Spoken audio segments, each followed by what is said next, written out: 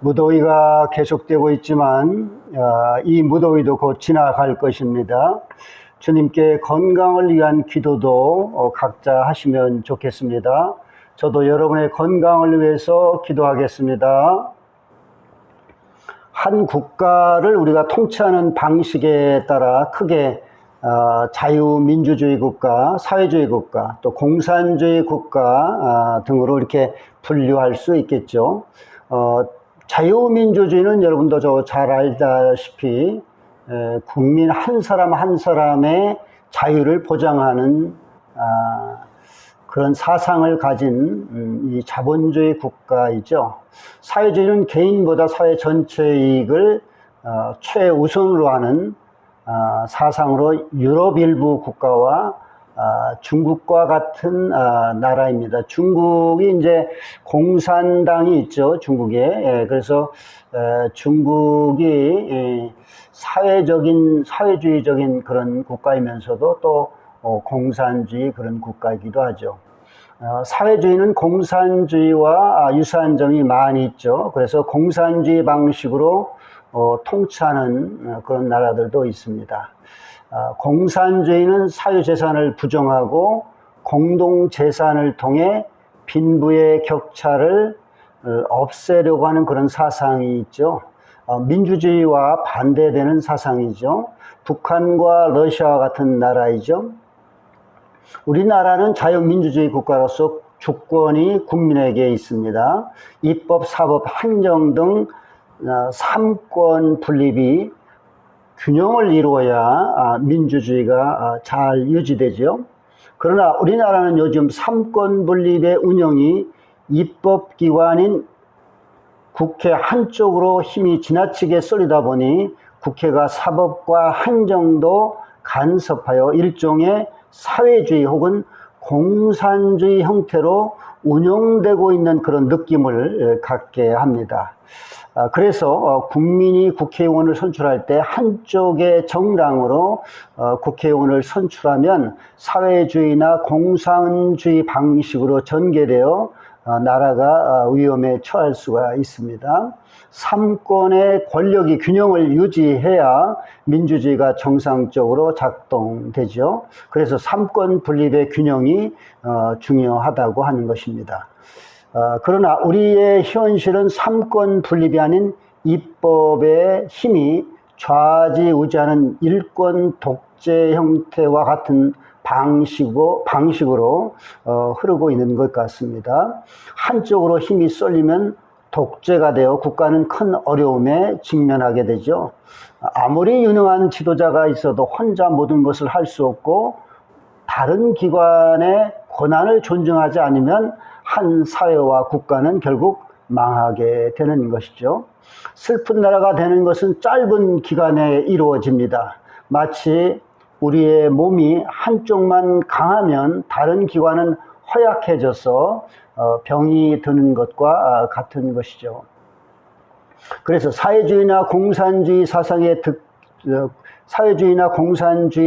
듣기에는 그럴듯해도 결국 망하게 되는 이유가 여기에 있는 것입니다. 하나님께서도 전지전능하신 분이시지만 우리에게 자유의지를 주셨습니다. 예수님께서는 전능하신 분이라서 혼자 다 할 수 있으시지만 12 제자에게 고난을 위임하여 그들에게 복음 전파의 일을 담당하게 하셨습니다. 오늘 말씀을 통하여 우리도 예수님께서 주시는 권능을 위임받아 하나님이 원하시는 일을 하는 것이 우리가 가야 할 길임을 깨닫는 그런 소중한 시간이 되시길 소망합니다. 오늘 말씀은 마태복음 10장 1절입니다. 제가 봉독해 드리겠습니다. 예수께서 그의 12 제자를 부르사 더러운 귀신을 쫓아내며 모든 병과 모든 악한 것을 고치는 권능을 주시니라. 아멘. 전능하신 예수님은 복음 사역을 위하여 제자들에게 귀신을 쫓아내며 축사와 모든 병과 악한 것을 고치는 치유의 권능을 위임하셨습니다. 이 권능이라는 이 말은요, 헬라어로 두나미스라고 하는 그 단어에서 파생되었는데 변화를 일으키는 역동적인 능력을 뜻합니다. 이 하나님의 힘, 하나님의 이제 권능을 얘기하는 거죠. 이 하나님의 힘을 권능이라는 말도 하고, 권이라는 말도 하고, 능력이라는 말도 이렇게 표현하고 있습니다. NIV 영어 성경에는 이 권능, 권위, 능력을 파워라는 말도 쓰고요. 그 다음에 authority라는 말로 번역하고 있습니다. 모두 하나님으로부터 나오는 능력을 말하는 것이죠. 내 힘이 아닌 하나님께서 주시는 힘이 바로 권능입니다. 바로 권위입니다. 그리고 능력이라는 것입니다. 그러니까 내 안에 성령님께서 인도하시는 힘이 있어야 축사와 치유의 권능을 행할 수 있다는 것입니다. 하나님께서 스스로 권능을 나타내시기도 하지만 많은 선지자와 사사들을 통하여 하나님의 뜻을 대언하게 하시고 또 권능도 부여하기도 하셨습니다. 모세, 여호수아, 또 사사들, 선지자들, 그리고 다윗과 같은 왕에게 하나님께서는 권능을 부여하여 하나님의 일을 행하게 하셨던 것이죠. 그래서 우리도 하나님의 은혜와 사랑에 힘입어 권능을 부여받아 하나님의 일을 해야 한다는 것입니다. 우리의 권능은 하나님께서 부여하시는 것이죠. 사람이 부여한 권한은 자기를 과시하거나 남의 이익을 빼앗는 도구로 사용하기가 쉽습니다. 자유민주주의에서는 하나님께서 주신 각자의 특성을 자유롭게 발휘할 수 있지만 사회주의나 공산주의에서는 개인의 특성을 제한하고 있죠. 또 빈부의 격차를 해소한다는 명목하에 그럴듯한 평등의 개념을 내세워서 사유재산을 인정하지 않으며 일하는 자와 일하지 않는 자를 동일시하여 일하지 않는 자들에게 인기를 얻어 지도자들의, 그러니까 독재 지도자들의 권력을 유지하려고 하죠. 그것은 마치 오늘날 우리 사회에서 기업가와 노동자들을 동일시하는 것과 같은 것입니다. 여기서 동일시한다는 것은 같은 수준으로 보는 것이죠. 예.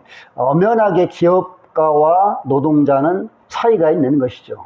그것은 공산주의에서나 일어나는 일이고, 그러니까 기업가와 노동자를 같은 수준으로 보고, 그렇게 같은 수준으로 본다는 것이 바로 공산주의에서나 일어나는 일이고, 노동자와 기업가가 함께 망하는 일입니다. 또 그것은 하나님께서 부여하신 인간의 자유의지를 말살하고 지도자들의 권력을 독점하려는 계략이라는 것입니다. 그래서 사회주의와 공산주의의 국가에서 독재 정치가 나타나고 있는 것입니다. 그러한 독재 정치가 언뜻 보기에는 가난하고 힘없는 자들을 위한 정책을 말하는 것 같이 보이지만 사실은 독재 지도자들의 정권을 연장하기 위한 수단이고 일부 권력자들만 호의호식하려는 획책이라는 것입니다. 한 민주국가에서 삼권 분립의 힘의 균형이 적절하게 부여되지 않으면 독재 정치가 행해져 국민은 불행한 삶을 살게 되는 것이죠. 오늘날 우리는 북한의 역사를 통해 그 증거를 보고 있습니다. 역사적으로 좌파들이 행해온 것들을 보면 양좌파가 아니라 좌파 종북입니다. 말로는 그렇다는 주장으로 국민을 속이고 자신들은 권력을 독점하여 풍요롭게 살고 국민은 불행의 늪으로 빠뜨리는 것이죠. 역사를 통해서 그것을 경험하여 알면서도 하나님의 뜻을 무시하고 좌파 종북을 추정하는 일이 증가하는 것은 사탄의 지배를 받고 있기 때문입니다. 하루속히 회개하여 돌아와야 합니다. 돌이켜야 합니다. 하나님을 따라가지 않고 사람을 따라가는 민족은 고통의 산을 넘어야 한다는 것입니다. 그래야 정신을 차리기 때문이죠. 마태복음 9장 35절에서 38절까지 보면 예수께서 모든 도시와 마을에 두루 다니사 그들의 회당에서 가르치시며 천국 복음을 전파하시며 모든 병과 모든 악한 것을 고치시니라. 무리를 보시고 불쌍히 여기시니 이는 그들이 목자 없는 양과 같이 고생하며 기진함이라. 이에 제자들에게 이르시되 추수할 것은 많되 일꾼이 적으니 그러므로 추수하는 주인에게 청하여 추수할 일꾼들을 보내주소서 하라 하시니라고 하는 이 말씀은요, 예수님께서 이스라엘 민족을 사랑하시어 이스라엘의 여러 곳을 다니시며 복음을 가르치시고 천국을 전파하시며 병든 자들과 약한 자들을 고치셨지만 목자 없는 양같이 방황하는 영혼들을 구원할 사람이 많이 있다는 것을 아시고 하나님께 그들을 구원할 수 있는 일꾼들을 보내달라고 기도하라는 그런 말씀의 내용이죠. 예수님을 대신하여 즉 영혼 구원을 위해 하나님의 권능을 부여받은 일꾼들이 필요하다는 것입니다.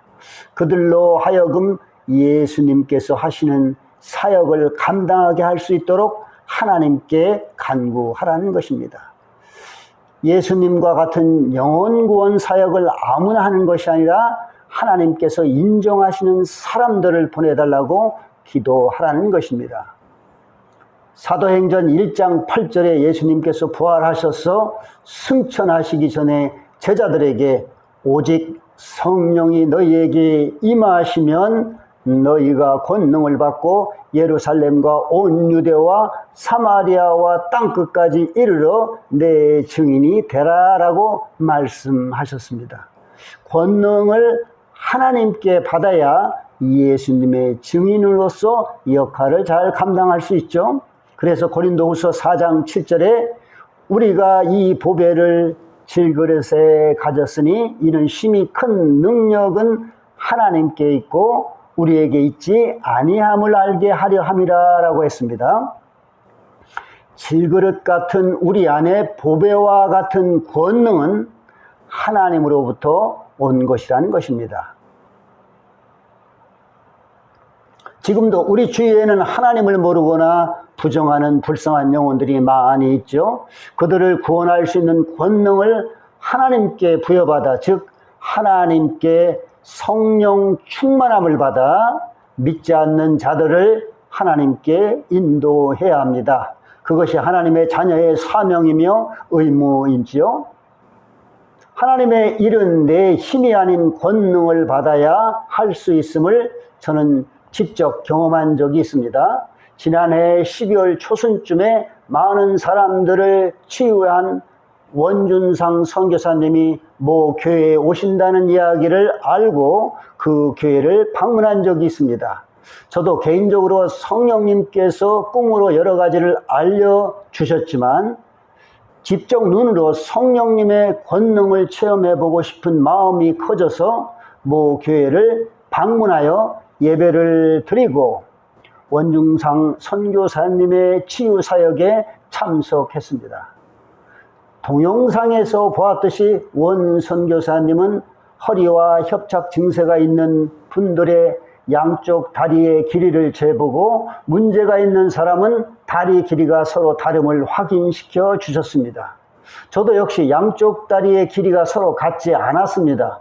원 선교사님은 양손으로 나의 다리 발목을 잡고 잠시 방언 기도를 하셨습니다. 그 순간 저는 허벅지에서 발끝 쪽으로 전류가 흐르는 것을 느끼며 한쪽 다리가 약간 길어지는 것을 직감했습니다. 원 선교사님을 통해 성령님께서 역사하시는 것을 경험했던 것입니다. 하나님께 감사하고 원 선교사님께도 감사한 마음을 전했습니다. 원 선교사님 안에 계신 성령님께서 역사하신 것이죠. 성령님께서 역사하시는 그 순간은 무엇이라고 표현할 수 없이 행복하고 신비롭습니다. 그래서 성령 체험이 믿음에 매우 중요하다는 것을 다시 한번 느꼈습니다. 치유의 역사는 말로만 문자만 있는 것이 아니라 현대의학으로도 설명할 수 없는 실제 상황이라는 것입니다. 그래서 하나님의 역사하심은 존귀하고 은혜로운 것이죠. 성령님을 사모하고 진실한 마음으로 가까이 가면 그것을 경험할 수 있습니다. 성경에서 권능을 여러 가지로 표현하고 있는데요. 첫째는 하나님의 권능으로 표현하고 있습니다. 고린도전서 1장 18절에는 십자가의 도가 구원을 받은 자에게는 하나님의 능력, 하나님의 권능이라고 말씀하고 있죠.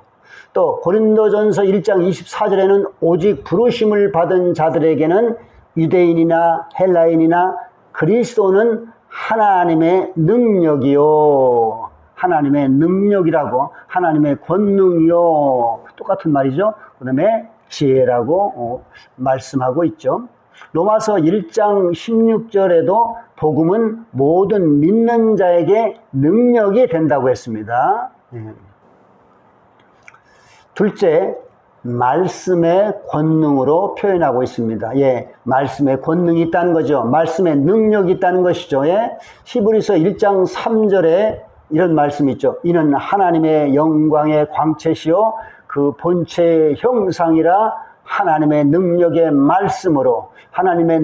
말씀으로 만물을 붙드시며 죄를 정결하게 하는 일을 하시고 높은 곳에 계신 지극히 크신 이의 우편에 앉으셨느니라 라고 했습니다. 셋째는요, 성령님의 권능, 좀 전에 앞에서도 말씀드렸죠. 성령님의 능력으로 표현하고 있습니다. 로마서 15장 13절에 소망의 하나님이 모든 기쁨과 평강을 믿음 안에서 너희에게 충만하사 성령의 능력으로 소망이 넘치게 하시기를 원하노라 라고 했습니다. 또 사도행전 1장 8절에 예수님께서 성령님이 임하시면 권능을 받아 땅끝까지 복음의 증인이 되라라고 말씀하고 있습니다. 넷째는 부활의 권능, 부활의 능력으로 표현하고 있다는 것입니다. 빌립보서 3장 10절에 보면 내가 그리스도와 그 부활의 권능과 그 고난에 참여함을 알고자 하여 그의 죽으심을 본받아라고 말씀하고 있습니다. 다섯째는 이 권능, 능력, 이것을 다섯째는 생명의 능력으로, 생명의 권능으로 표현하고 있다는 것입니다. 히브리서 7장 16절에 보면 그는 육신에 속한 한 계명의 법에 따르지 아니하고 오직 불멸의 생명의 능력을 따라 되었으니라고 말씀하고 있습니다. 이렇듯 권능, 능력이죠. 또는 권위, 이런 것들은 하나님의 능력, 말씀의 능력, 성령님의 권능, 부활의 권능, 생명의 능력으로 표현하고 있다는 것입니다. 모두 하나님으로부터 오는 권능이라는 것입니다. 모든 것이 이것은 하나님께 속해 있고 하나님께 달려 있다는 의미이기도 하죠. 하나님의 권능을 가지면 땅에서나 하늘에서나 실패하는 일이 없습니다.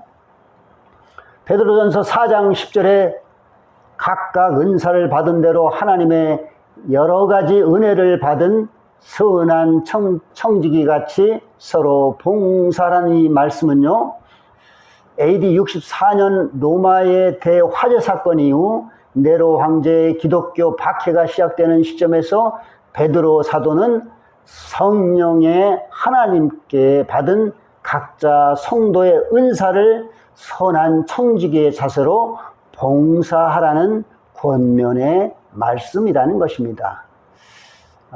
베드로전서 4장 10절의 말씀을 제가 말씀을 드리는 것입니다. 헬라어로 이 카리스마라는 것은 하나님의 은혜, 카리스마라고 하는 것은 하나님의 은혜라는 그런 의미가 또 있습니다. 대개 하나님께서 성도의 각자에게 주신 특별한 재능을 말하는 것이죠. 성도의 모든 은사는 그리스도의 몸된 교회를 섬기게 하는데 그 목적이 있습니다. 즉 하나님께서 교회의 덕을 세우기 위하여 성도 각자에게 주신 은사는 고난 위임의 일종이라는 것입니다. 교회에서 은사는 예언, 통역, 방언, 신유와 같은 이적 은사와 사도, 선지자, 교사, 전도자와 같은 직분의 은사로 구분될 수 있습니다. 사람마다 개성이 다르듯이 은사의 종류도 다양하죠. 은사는 자신이 아닌 하나님을 높이고 전하는 데 사용해야 한다는 것입니다. 어떤 이는 은사를 자신을 높이고 인기를 얻기 위해 사용하다가 하나님의 분노를 사는 경우가 있죠. 은사는 교회의 덕을 세우기 위해 하나님이 주시는 것이지 내가 스스로 만드는 것이 아니지요. 그래서 늘 선한 청지기의 자세로 은사를 사용하지 않으면 은사로 인해서 교만의 죄를 짓는다는 것입니다. 고린도전서 12장 4절에 이런 말씀이 있습니다. 은사는 여러 가지나 성령은 같고, 또 5절에는 직분은 여러 가지나 주는 같고, 또 6절에 보면 또 사역은 여러 가지나 모든 것을 모든 사람 가운데 이루시는 하나님은 같으니, 7절에는요 각 사람에게 성령을 나타내심은 유익하게 하려 하심이라고 했습니다.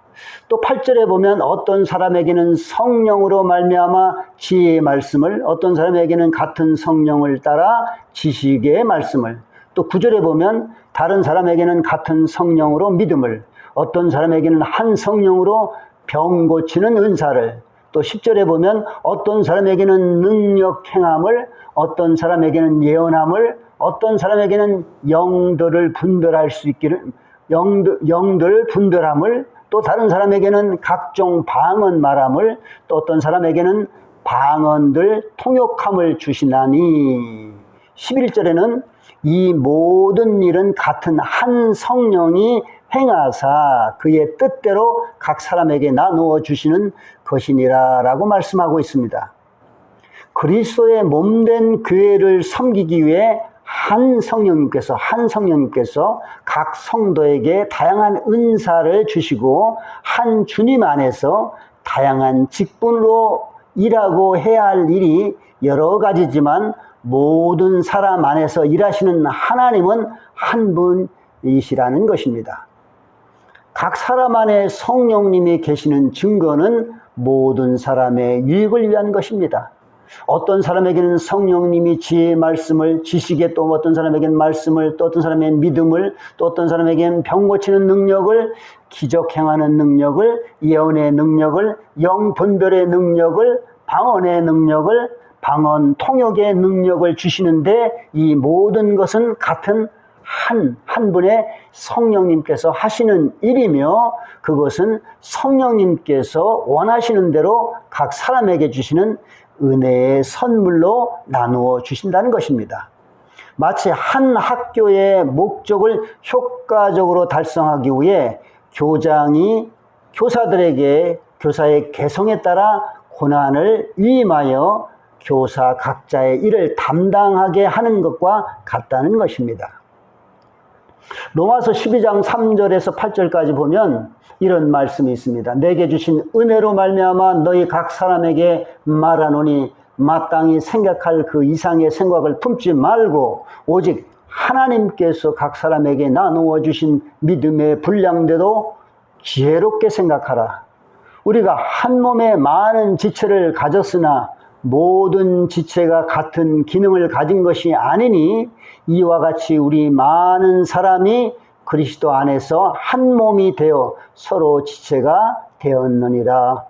우리에게 주신 은혜대로 받은 은사가 각각 다르니 혹 예언이면 믿음의 분수대로, 혹 위로하는 자면 위로하는 일로, 구제하는 자는 성실함으로, 다스리는 자는 부지런함으로, 긍휼을 베푸는 자는 즐거움으로 할 것이냐라고 사도 바울이 말했습니다.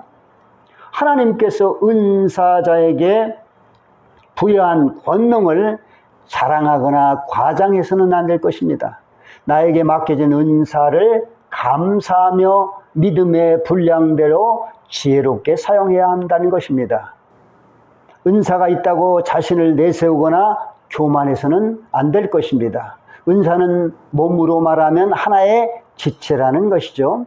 몸의 기관들을 보면 팔도 있고 다리도 있고 입, 눈, 귀, 코, 장기, 두뇌, 손 등으로 각기 하는 일이 다른 것처럼 교회에서도 예수님을 섬기기 위해 은사자들과 직분자들이 하는 역할이 다르다는 것입니다.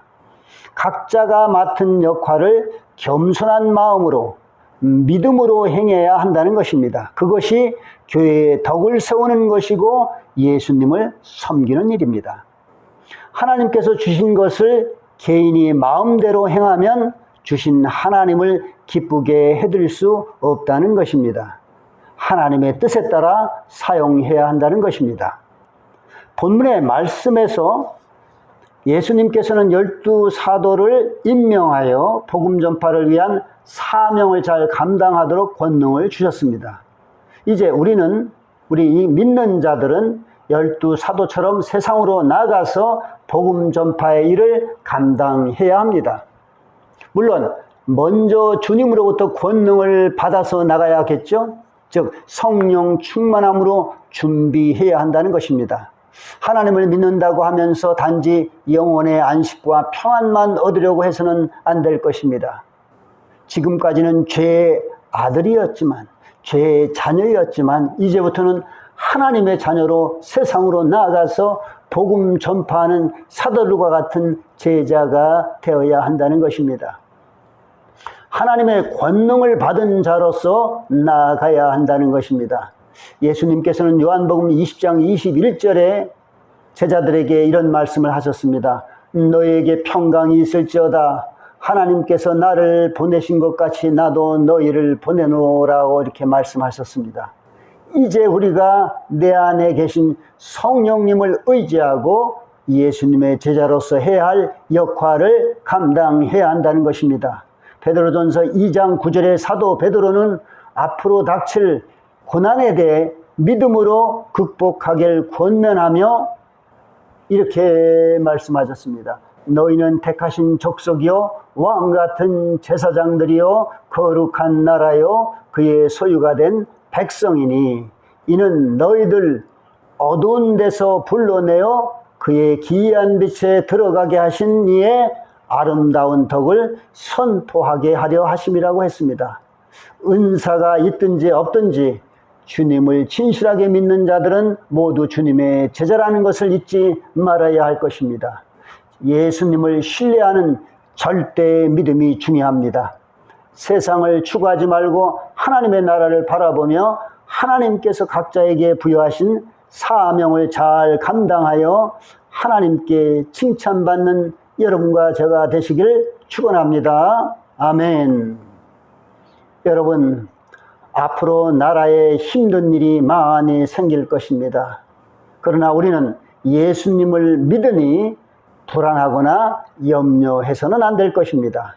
우리의 왕이신 예수님을 소망 삼아 가시기를 기도합니다. 소망합니다.